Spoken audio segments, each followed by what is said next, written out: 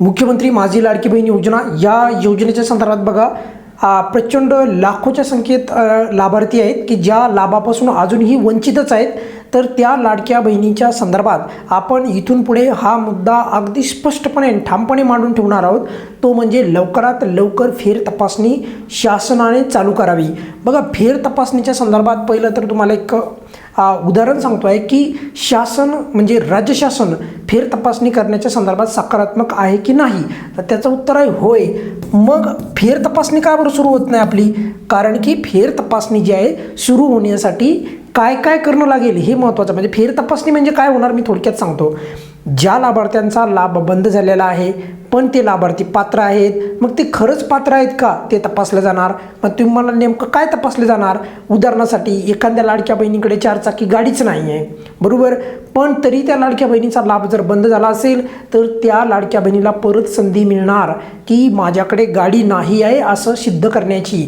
त्यानंतर दुसरा मुद्दा, एखादी लाडकी बहीण चुकून समजा एखाद्या लाडक्या बहिणीचा इतर कारणामुळे जसं की बघा काही चूक झाली, म्हणजे समजा उदाहरणासाठी ITR तुम्ही भरलाच नव्हता आणि ITR आला आहे, तर अशा वेळेस पण तुम्हाला तुमची जी फेर तपासणीमध्ये आहे तर तुमची जी तुम्ही केलेली जी सूचना आहे किंवा तुम्ही जी मांडलेली बाजू आहे फेर तपासणीमध्ये पात्र होण्याची शक्यता आहे। एवढंच नाही, ज्या ज्या लाडक्या बहिणींनी EKYC केलेली नाही तर त्यांना देखील EKYC करण्याची संधी मिळणार फेर तपासणीच्या सोबतच। कारण लाखो लाडक्या बहिणी लाभापासून वंचित आहेत। राज्य शासनाने पण विनंती आहे राज्य शासनाला, प्रचंड मोठ्या प्रमाणामध्ये लाडक्या बहिणींची संख्या तुम्ही कमी केलेली आहे, ही बाब अगदी स्पष्ट आहे।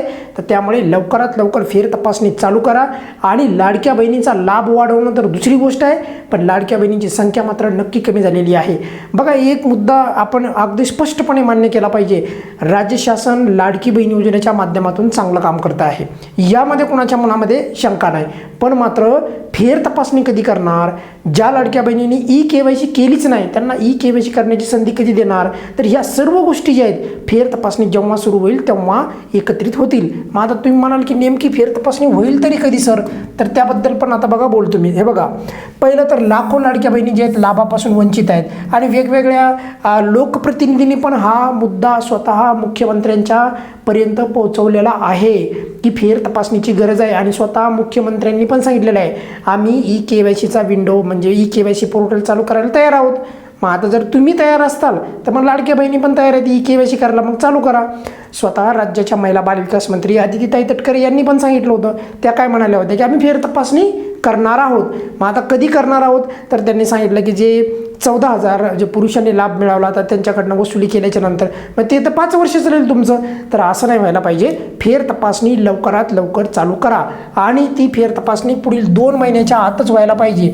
माझ्या मते जर शक्य असेल तर या महिन्यामध्ये किंवा पुढच्या महिन्यामध्ये फेर तपासणीसाठी सुरुवात करायला पाहिजे। कारण असंच झालं होतं एकदा जून महिन्यामध्ये, सर्वांना आठवत असेल बघा, जून महिन्यामध्ये ज्या लाभार्थ्यांचा लाभ बंद झाला त्यांना तब्बल 3 महिन्याच्या नंतर त्यांचा फेर तपासणी म्हणजे त्यांचा परत लाभ चालू झाला।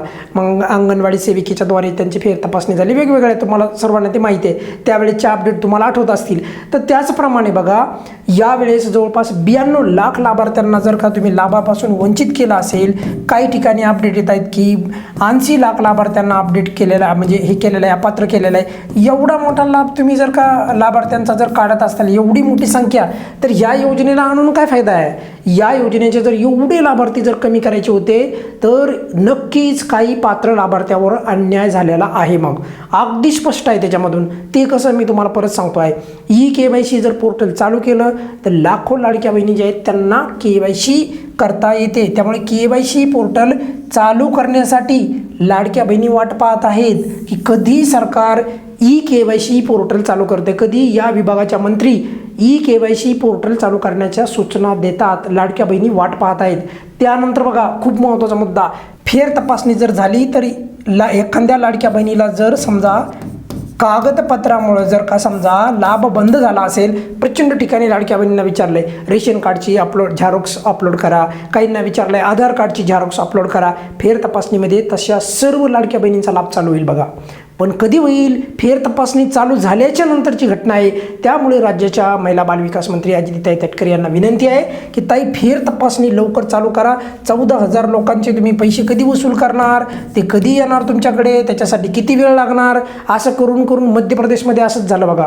जेव्हा लाडक्या बहिणींना नवीन फॉर्म देण्याची मागणी करण्यात आली पाहिजे, नवीन लाडक्या बहिणींना संधी देण्याची मागणी करण्यात आली, ते सांगितलं अगोदर पहिल्या ज्या लाडक्या बहिणींनी फॉर्म भरलेले आहेत तर त्याची तपासणी चालू आहे, त्याच्यानंतर मग आम्ही करू. तर ते असाच मुद्दा जो आहे पुढे पुढे पुढे पुढे तिथे ढकलला जातो. आपल्याकडे असं व्हायला नाही पाहिजे. राज्य शासनाने फेर तपासणी लवकरात लवकर चालू करायला पाहिजे. हा लाडक्या बहिणींवर एक प्रकारचा अन्यायच आहे.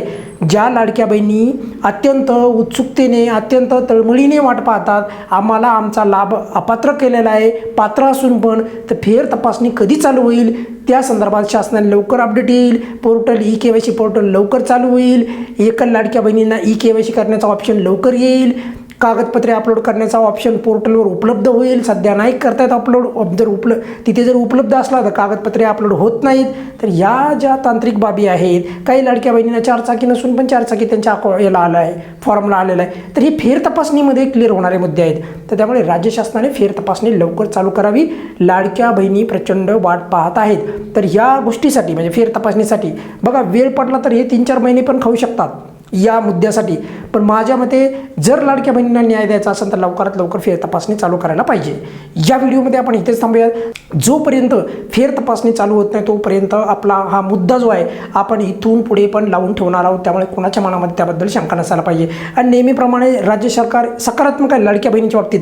त्यामुळे नक्कीच ते फेर तपासणीची प्रक्रिया लवकरात लवकर अंमलात आणण्याचा प्रयत्न करतील. या व्हिडिओमध्ये आपण इथेच थांबूयात. काय अडचण असेल तर नेहमीप्रमाणे कमेंट्समध्ये विचारू शकता. धन्यवाद.